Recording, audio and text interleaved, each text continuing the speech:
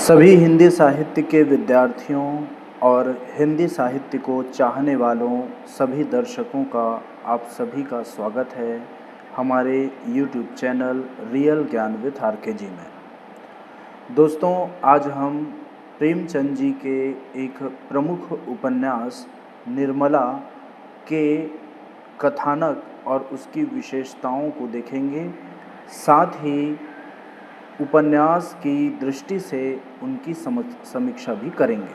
ठीक है, तो हम उपन्यास तत्व की दृष्टि से आज निर्मला उपन्यास की समीक्षा भी करेंगे तथा इनसे संबंधित जो कंपटीशन एग्ज़ाम में आने वाले प्रश्न हैं वो किस प्रकार के आते हैं, इनको भी उत्तर सहित आपसे साझा करेंगे। तो चलिए दोस्तों, शुरू करते हैं निर्मला उपन्यास का कथानक और उसकी विशेषताओं को। तो कथानक को शॉर्ट रूप में हम दिखाए हैं और साथ ही वृहद सारांश इसका आगे हम प्रस्तुत करेंगे अभी। तो चलिए दोस्तों, देखते हैं। निर्मला उपन्यास प्रेमचंद जी द्वारा लिखा गया है और इसका विषय अनमेल विवाह और दहेज प्रथा की दुखद और मार्मिक कहानी है। इसमें मुख्य पात्र निर्मला एक युवा लड़की है जिसे अपने पिता की उम्र के एक विधुर अर्थात जिसकी पत्नी मर गई है उनसे विवाह करने के लिए मजबूर किया जाता है।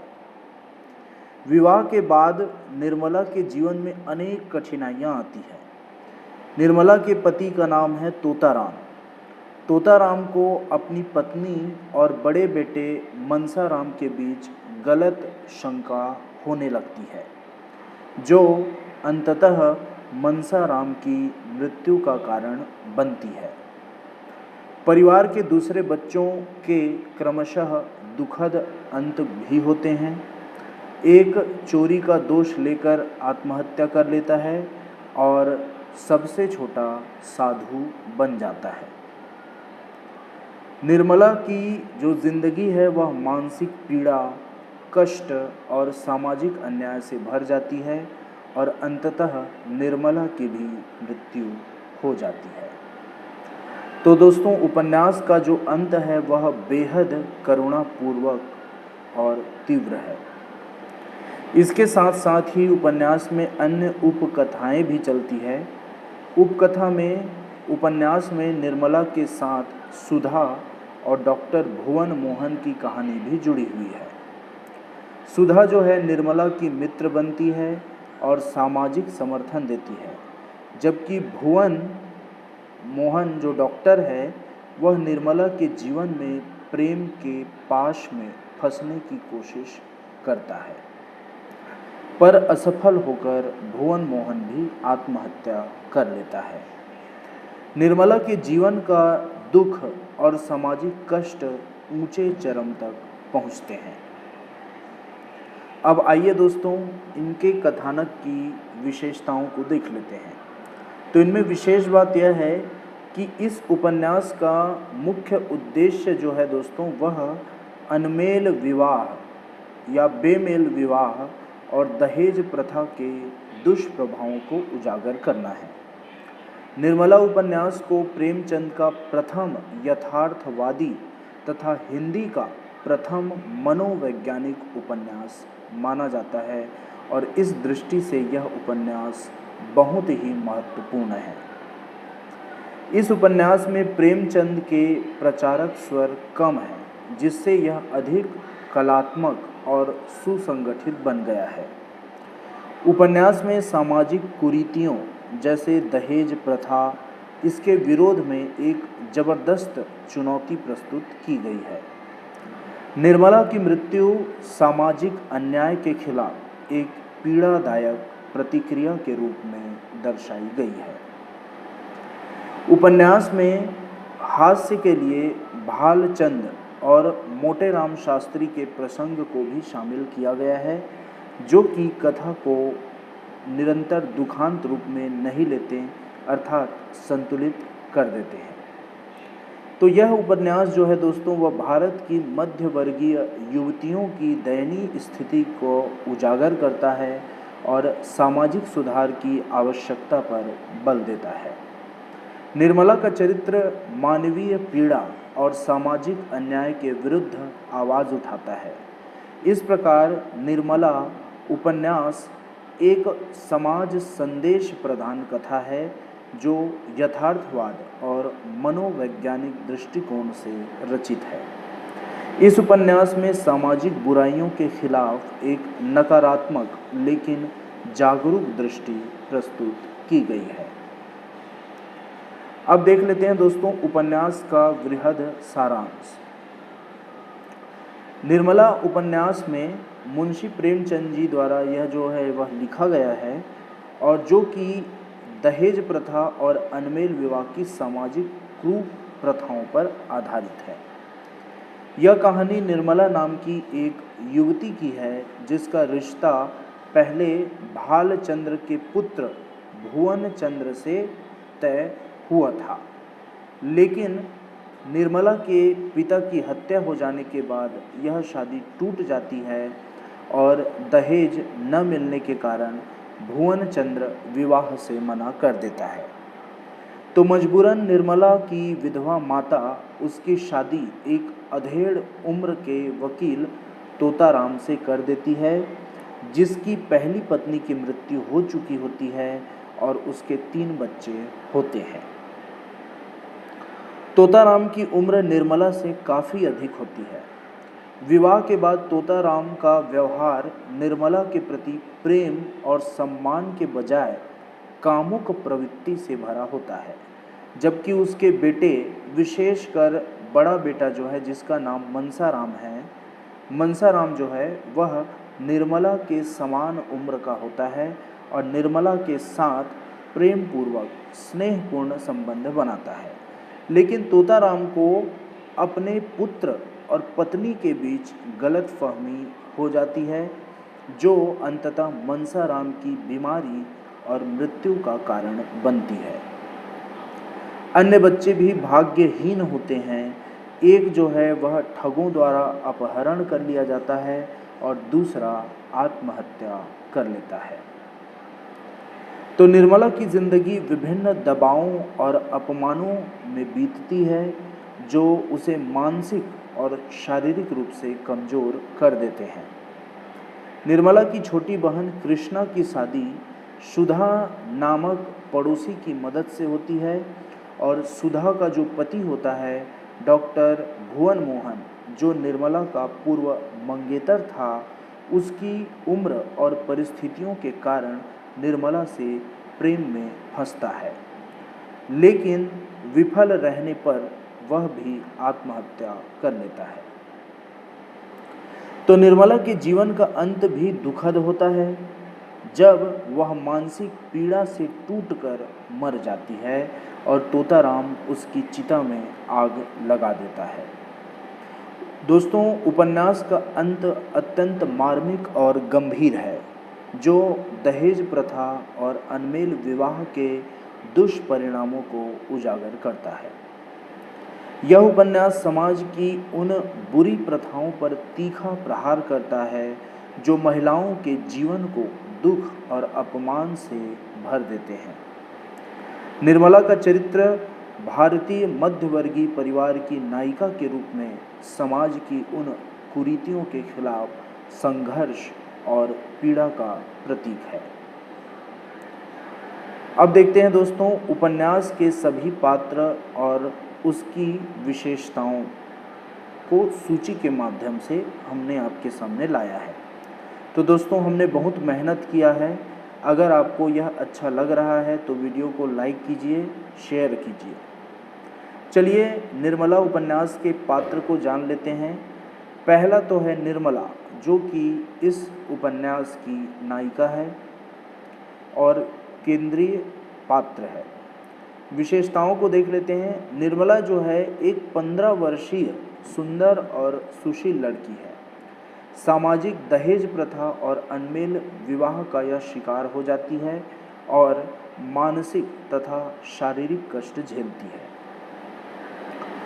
दूसरा पात्र है मुंशी तोताराम। यह निर्मला का पति है और 40 वर्ष से अधिक उम्र का एक वकील है। इसके शरीर में विकार और बीमारी है, जो कि ग्रस्त होता है विकार और बीमारियों से, तथा निर्मला के साथ व्यवहार इनका कठोर है और तिरस्कार पूर्ण है। मनसाराम जो पात्र है वह तोताराम का बड़ा बेटा होता है और स्वाभाविक और आत्मसम्मान रखने वाला है। निर्मला से स्नेह करता है। पिता से गलतफहमी के कारण उदासीन होकर अंततः वे आत्महत्या कर लेते हैं। रुक्मिणी नाम की एक पात्र है। यह जो है तोताराम की विधवा बहन है और कठोर स्वभाव की है। यह निर्मला की आलोचक है, लेकिन बाद में रुक्मिणी का हृदय परिवर्तन हो जाता है और हृदय परिवर्तन के पश्चात निर्मला के प्रति सहानुभूति दिखाती है। जिया राम और सिया राम जो पात्र हैं दोस्तों, यह तोताराम के दो बेटे हैं, जो छोटे बेटे हैं, और समाज की विषमताओं और घर के तनाव का ये शिकार हो जाते हैं। फिर उदय भानु लाल जो इस उपन्यास का पात्र है, यह जो है निर्मला का पिता है, प्रतिष्ठित वकील भी है, और उदय भानुलाल का देहांत उपन्यास की दुखद घटनाओं की शुरुआत करता है। फिर देखते हैं कल्याणी। कल्याणी जो पात्र है वह निर्मला की माता है और यह एक धर्मपरायण महिला है। कल्याणी पुत्रों को बेटियों से अधिक मानती है तथा आर्थिक कारणों से निर्मला का विवाह एक अधेड़ उम्र के व्यक्ति से करा देती है। भालचंद्र सिन्हा जो इस उपन्यास का पात्र है, वह निर्मला के पूर्व मंगेतर भुवन मोहन का पिता है। यह जो है वह धन की लालच में परिवार से संबंध तोड़ना चाहते हैं। भुवन मोहन जो है वह निर्मला का पूर्व मंगेतर है और दहेज न मिलने पर भुवन मोहन निर्मला से विवाह करने से इनकार करता है, लेकिन बाद में निर्मला की छोटी बहन सुधा से विवाह करता है और अंत में भुवन मोहन भी आत्महत्या कर लेता है। सुधा जो है वह निर्मला की सहेली भुवन मोहन की पत्नी तथा आत्मबलवान और गुणी महिला है। निर्मला की सामाजिक सहायता भी सुधा के द्वारा किया जाता है। तो इस तरह से दोस्तों निर्मला के पात्रों से हम परिचित हुए।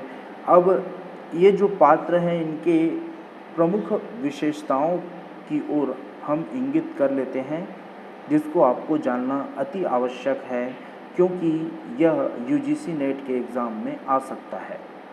आप जानते हैं कि यूजीसी नेट का एग्ज़ाम बहुत डीप में पूछता है, इस कारण हमने बहुत अच्छे तरीके से इस लेक्चर को डिज़ाइन किया है। तो निर्मला जो है वो 15 वर्षीय विचारशील, भविष्य दृष्टा, अत्यंत सहनशील, करुणामयी माँ, कुशल गृहिणी और पतिव्रता महिला है। कठिन परिस्थितियों और यौवन के संकटों को सहन करते हुए भी वह परिवार को संभालती है, सामाजिक बंधनों में बंधकर जीवन जिया करती है और अंततः एक अभागिनी नारी के रूप में समाप्त हो जाती है। निर्मला की संवेदनशीलता और धैर्य जो है दोस्तों, यह उपन्यास का केंद्र है। मुंशी तोताराम अधेड़ उम्र का वकील है, जिसके साथ निर्मला की शादी होती है। वह कई बार निर्मला के प्रति कठोर और संदेहपूर्ण स्वभाव का होता है, शक्की स्वभाव का है और अपने बेटे के प्रति भी गंभीर और परिवार में कलह का कारण होता है। मनसाराम तोताराम का बड़ा पुत्र है, निर्मला से स्नेह करता है, लेकिन पिता के संदेहों के कारण बीमार पड़ जाता है और मृत्यु हो जाती है। रुक्मिणी तोताराम की विधवा बहन है, जो कठोर कटु स्वभाव की है, पर अंत में सहानुभूति दिखाती है। जियाराम और सियाराम तोताराम के अन्य पुत्र हैं, जो परिवार की दुखद परिस्थितियों का शिकार होते हैं। सुधा निर्मला की सहेली है, जिसमें ओज और आत्मबल है, जो निर्मला की सामाजिक सहायता करती है। भुवन मोहन निर्मला का पहला मंगेतर है, जो दहेज न मिलने के कारण शादी से इनकार करता है और बाद में सुधा से विवाह कर लेता है। कल्याणी जो है निर्मला की माता है और सामाजिक दबावों के तहत अपनी पुत्री की शादी कराती है। तो इस तरह से दोस्तों ये जो उपन्यास के सामाजिक ताने बाने बुने गए हैं, यह निर्मला के जीवन संघर्ष को सजीव बनाते हैं। निर्मला का चरित्र उसकी सहनशीलता, करुणा और मातृत्व के गुणों के कारण विशेष महत्व रखता है, जबकि अन्य पात्र उपन्यास की सामाजिक कुरीतियों को रेखांकित करते हैं। तो अब आपको पूर्णतः इन पात्रों का पता चल गया होगा और किसी भी प्रकार का संदेह नहीं होगा। चलिए अब आगे बढ़ते हैं। उपन्यास के कुछ उद्धरण हैं जिनको यूजीसी नेट में पूछ दिया जाता है, तो उनके उद्धरण और उनकी व्याख्या को हम देख लेते हैं दोस्तों। जैसे कोई वृक्ष जल और प्रकाश से बढ़ता है, लेकिन पवन के प्रबल झोंकों से ही सुदृढ़ होता है, उसी भांति प्रणय भी दुख के आघातों से ही विकास पाता है। खुशी के साथ हंसने वाले बहुतेरे मिल जाते हैं, रंज में जो साथ रोए वह हमारा सच्चा मित्र है। जिन प्रेमियों को साथ रोना नहीं नसीब हुआ, वे मोहब्बत के मज़े क्या जाने। तो प्रेमचंद जी द्वारा निर्मला से लिया गया है। व्याख्या देखते हैं दोस्तों। यह जो उदाहरण है वह उपन्यास के भावनात्मक और मनोवैज्ञानिक गहराई को दर्शाता है। इसमें कहा गया है कि जैसे पेड़ पानी और प्रकाश से बढ़ता है, पर उसे ताकत हवा के तूफानी झोंकों से मिलती है, वैसे ही प्रेम की वास्तविक समझ और सच्चाई दुख और संघर्षों के माध्यम से ही गहरी होती है। सुख की घड़ी में बहुत सारे साथी मिल जाते हैं, लेकिन जो दुख में साथ देते हैं वही सच्चे मित्र होते हैं। प्रेम और संबंधों की परीक्षा गंभीर परिस्थितियों में होती है, जो केवल कठिनाई सहते हैं वे सच्चे प्रेम के सुख को समझ पाते हैं। तो उपन्यास का यह उदाहरण निर्मला के जीवन के कठिन संघर्षों और उसके मनोवैज्ञानिक संघर्ष की बराबरी करता है। जहां वह सामाजिक कुप्रथाओं के विरुद्ध अकेले जूझती है, तो यह प्रेमचंद की यथार्थवादी और मनोवैज्ञानिक दृष्टि को भी प्रतिबिंबित करता है। अन्य उदाहरण है, निर्मला यदि किसी दिन चिढ़कर बिना कुछ पूछे ताछे पैसे दे देती, तो देवी जी उसकी दूसरी तरह से आलोचना करती। इन्हें क्या, लड़के मरे या जिए, इनकी बला से माँ के बिना कौन समझाए कि बेटा बहुत मिठाइयाँ मत खाओ, आई गई तो मेरे सिर जाएगी, इन्हें क्या। तो यह उदाहरण उपन्यास में निर्मला के प्रति समाज और परिवार के अन्य सदस्यों के असहिष्णु और कटु व्यवहार को दर्शाता है। निर्मला अपने परिवार की ज़रूरतों को पूरा करने, खासकर बच्चों की पूरी निष्ठा से कोशिश करती है, लेकिन फिर भी उसे बिना वजह आलोचना का सामना करना पड़ता है। यहाँ प्रेमचंद सामाजिक तत्वों की कठोरता और महिलाओं के प्रति दमन को उजागर करते हैं। निर्मला के जीवन में होने वाली मानसिक पीड़ा और अकेलापन इसे मार्मिक बनाते हैं। इस उदाहरण उपन्यास के उस हिस्से को लेकर है जहाँ परिवार में निर्मला को किसी भी बात पर दोषी ठहरा दिया जाता है, चाहे वह सही हो या गलत, जो दहेज और अनमेल विवाह जैसी सामाजिक बुराइयों की त्रासदी को मजबूती से सामने लाता है।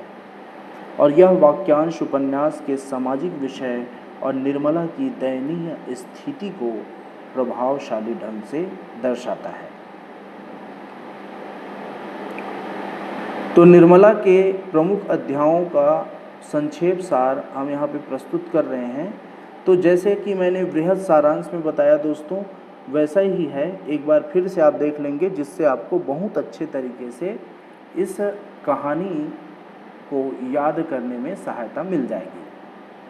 निर्मला के जो पिता हैं उदय भानुलाल, इसकी हत्या हो जाती है और इसी कारण निर्मला की शादी भव्य दहेज न मिलने के कारण भुवन मोहन से टूट जाती है।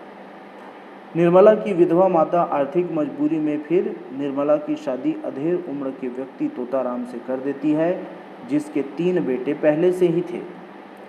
और तोताराम का स्वभाव निर्मला के प्रति कठोर और अपमानजनक होता है, जबकि उसके बड़े बेटे मनसाराम का निर्मला से मित्रवत व्यवहार होता है। मनसाराम और निर्मला के बीच स्नेह होता है, जिससे तोताराम को गलत संदेह होता है, जो अंततः मनसाराम की बीमारी और मृत्यु का कारण बनता है। तोताराम के दोनों अन्य बेटे भी रुपहले आर्थिक और मानसिक संकटों के शिकार होते हैं, जिसमें एक चोरी करके आत्महत्या कर लेता है और दूसरा संन्यास लेकर घर छोड़ देता है। तो निर्मला के जीवन में कई मानसिक और शारीरिक कष्ट आते हैं। उसे परिवार में मान सम्मान नहीं मिलता और उसकी आर्थिक स्थिति खराब होती जाती है। निर्मला की सहेली सुधा भुवन मोहन से विवाह होता है और जो निर्मला के जीवन की एक उदार पहलू के रूप में आती है। उपन्यास का अंत निर्मला की मृत्यु और तोताराम द्वारा उसकी शव यात्रा पर आग लगाने के साथ होता है, जो सामाजिक अन्याय की तीव्र आलोचना है। तो दोस्तों, यूजीसी नेट में आपको इस कहानी को क्रम से जमाने के लिए अगर बोला जाए तो आप इस तरह से इसको जमा सकते हैं। उपन्यास के उद्देश्य और महत्व को हम एक बार देख लेते हैं दोस्तों। हालांकि आपको पता चल गया होगा कि इसका उद्देश्य और महत्व क्या है, फिर भी एक बार देख लेते हैं। तो निर्मला उपन्यास का उद्देश्य समाज में व्याप्त दहेज प्रथा, अनमेल विवाह, गृह कलह और अंधविश्वास जैसी कुरीतियों के खिलाफ सामाजिक चेतना जागृत करना है। उपन्यास ने यह दिखाने का प्रयास किया है कि यदि इन अपकारक प्रथाओं को नहीं रोका गया तो कई कन्याओं का जीवन निर्मला की तरह कटु और दुखद हो जाएगा। दहेज के कारण हुए बेमेल विवाह के परिणाम स्वरूप परिवारों में गृह कलह और संतान के दुखद अंत होते हैं, जैसा कि निर्मला के जीवन में हुआ। तो उपन्यास समाज को यह आग्रह करता है कि वह इन सामाजिक बुराइयों को त्यागे और सुधार की दिशा में कदम बढ़ाए। निर्मला के माध्यम से प्रेमचंद जी ने मध्यवर्गीय परिवारों की दयनीय स्थिति और स्त्रियों के प्रति सामाजिक अन्याय को उजागर किया है। इसके साथ ही यह उपन्यास हिंदी का पहला मनोवैज्ञानिक उपन्यास भी माना जाता है, जिसमें चरित्रों के मनोवैज्ञानिक पहलुओं का गहराई से चित्रण किया गया है। उपन्यास में हास्य का संतुलन भी रखा गया है, जिससे कहानी और अधिक प्रभावी और सारगर्भित हुई है। तो संक्षेप में देखा जाए तो इस उपन्यास का मुख्य उद्देश्य है दहेज प्रथा का विरोध और सामाजिक कुरीतियों की आलोचना, बेमेल विवाह से उत्पन्न सामाजिक और पारिवारिक समस्याओं का चित्रण करना, गृह कलह से होने वाले विनाश का वर्णन करना, अंधविश्वासों के विरोध में जागरूकता फैलाना तथा महिलाओं की मानसिक, सामाजिक और पारिवारिक स्थिति पर प्रकाश डालना। अब हम देख लेते हैं दोस्तों इस उपन्यास का युग, प्रवृत्ति और रचनात्मकता। तो युग की बात करें तो निर्मला उपन्यास का लेखन काल जो है दोस्तों वह 1923 से 1926 के बीच का है और इसका प्रकाशन 1927 में हुआ था। यह काल भारत में अंग्रेजी शासन के अधीन था और उस समय समाज में दहेज प्रथा, अनमेल विवाह और महिलाओं की दयनीय सामाजिक स्थिति जैसी समस्याएं आम थी। यह उपन्यास उस युग की सामाजिक और पारिवारिक हलचलों और महिलाओं के कठिन संघर्षों का यथार्थवादी चित्रण है और इसे महिला केंद्रित साहित्य के क्षेत्र में एक महत्वपूर्ण कृति माना जाता है। फिर देख लेते हैं दोस्तों इस उपन्यास की प्रवृत्ति को। तो उपन्यास यथार्थवादी और सामाजिक आलोचनात्मक प्रवृत्ति का है। प्रेमचंद इसमें दहेज प्रथा और अनमेल विवाह की कुप्रथाओं का तीव्र विरोध किया है। यह उपन्यास मनोवैज्ञानिक विश्लेषण और सामाजिक यथार्थ का संयोजन है, जिसमें संवेदनशील और आदर्शवादी दृष्टिकोण के स्थान पर कड़वी सच्चाइयों को ग्रहण किया गया है। निर्मला की कहानी मार्मिक सामाजिक यथार्थ को सामने लाती है, जहाँ कोई भी उज्ज्वल विकल्प नहीं होता, बल्कि पीड़ा और संघर्ष ही प्रधान होते हैं। आगे देखते हैं दोस्तों इस उपन्यास की रचनात्मकता। तो निर्मला को प्रेमचंद का पहला मनोवैज्ञानिक उपन्यास माना जाता है। इसमें चरित्रों की मनोवैज्ञानिक गहराई और संवेदनशीलता को विशेष रूप से दर्शाया गया है।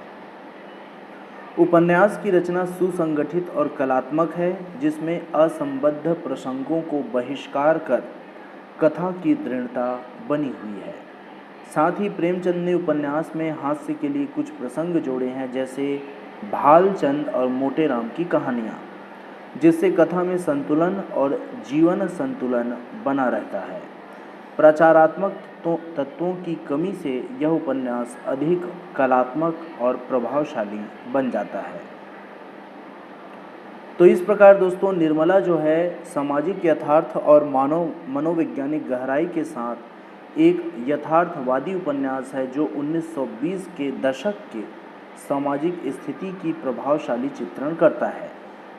और यह उपन्यास हिंदी साहित्य में अपनी विशिष्टता और महत्व के कारण सदाबहार उपन्यास माना जाता है। और निर्मला उपन्यास का युग प्रवृत्ति रचनात्मकता इस तरह से हम देख सकते हैं। अब बात कर लेते हैं दोस्तों इस उपन्यास का तात्कालिक और ऐतिहासिक महत्व क्या रहा है। तो तात्कालिक महत्व की बात करने से देखें तो उस समय की जो सामाजिक संकट था उसका यथार्थपूर्ण चित्रण इसमें मिलता ही है। जब भारत में दहेज प्रथा और अनमेल विवाह पारंपरिक समाज की गंभीर समस्याएं थी, तो उपन्यास ने इन सभी प्रथाओं के कारण महिलाओं के दुख और उनके परिवार में हो रही कलह को उजागर किया है। यह उपन्यास तत्कालीन समाज को चेतावनी देता है कि यदि कुप्रथाएं समाप्त नहीं की गई तो कई नायिका निर्मला ही जैसी त्रासदी झेलेंगी। निर्मला के माध्यम से प्रेमचंद ने महिला जीवन की कठिनाइयों, दहेज की सामाजिक दुष्परिणामों और परिवार के टूटने का मार्मिक चित्र प्रस्तुत किया है। उसका मृत्यु आंतक घटना तात्कालिक समाज में इस बुराई को मिटाने के लिए एक गंभीर चुनौती भी है, और इस दृष्टि से उपन्यास तत्कालीन सामाजिक सुधार की चेतना फैलाने में प्रभावी है। तो ऐतिहासिक महत्व में हम वही देखेंगे दोस्तों कि 1920 के दशक में जो उत्पीड़न था, उस महिलाओं के जीवन और सामाजिक उत्पीड़न की जो घटना है, उसको यह जो उपन्यास है यथार्थवादी ढंग से चित्रित करता है। और प्रेमचंद का पहला मनोवैज्ञानिक उपन्यास भी है, ठीक है। और उपन्यास की संरचना और भाषा में कल्पनात्मकता ने हिंदी उपन्यास की ऊंचाइयों को छुआ है। इसके पहले के सामाजिक उपन्यासों से यह उपन्यास बहुत अलग है, और निर्मला उपन्यास ने गहरी सामाजिक आलोचना के साथ मनोवैज्ञानिक विश्लेषण भी पेश किया है, जो भारतीय सामाजिक और साहित्यिक परिदृश्य के लिए एक ऐतिहासिक रूप से भी महत्वपूर्ण था। इस प्रकार निर्मला उपन्यास ने तत्कालीन सामाजिक समस्याओं को प्रभावशाली रूप में प्रस्तुत करके समाज सुधार की दिशा में काम किया और हिंदी साहित्य में महिला केंद्रित यथार्थवादी तथा मनोवैज्ञानिक कथा लेखन को एक नया आयाम स्थापित किया। अब चलिए दोस्तों देख लेते हैं इस उपन्यास से संबंधित कुछ महत्वपूर्ण वस्तुनिष्ठ प्रश्नों को। तो पहला प्रश्न है, निर्मला का विवाह किससे होता है? निर्मला के विवाह तोताराम से होता है, जो एक अधेड़ उम्र का वकील है। निर्मला का पहला मंगेतर कौन था? तो भुवन मोहन, जो कि भालचंद्र का पुत्र था, वह निर्मला का पहला मंगेतर था। निर्मला का विवाह असफल क्यों हुआ? उसके पिता की मृत्यु के बाद दहेज न मिलने के कारण मनसाराम किसका पुत्र है? उत्तर, तोताराम का बड़ा बेटा है। मनसाराम की मृत्यु का कारण क्या था? मनोवैज्ञानिक तनाव और तपेदिक। निर्मला की बहन का क्या नाम है? कृष्णा है। निर्मला के पति तोताराम की बहन का क्या स्वभाव है? कटु और हृदयहीन स्वभाव है। निर्मला उपन्यास की मुख्य सामाजिक समस्या क्या है? तो इसमें दहेज प्रथा और अनमेल विवाह जो है मुख्य सामाजिक समस्या के रूप में आया है। निर्मला का क्या अंत होता है? तो मानसिक पीड़ा और प्रताड़ना के कारण निर्मला की मृत्यु हो जाती है। तथा सुधा का उपन्यास में क्या भूमिका है? यह जो प्रश्न है इसमें निर्मला की सहेली है सुधा, जो उसका सामाजिक सहारा बनती है। तो इस तरह से दोस्तों हमने निर्मला उपन्यास को देख लिया। नेक्स्ट वीडियो लेक्चर में हम गबन उपन्यास को आपके सामने लेकर प्रस्तुत होंगे और आशा है आपको यह जो लेक्चर है वो अच्छे से समझ आया होगा।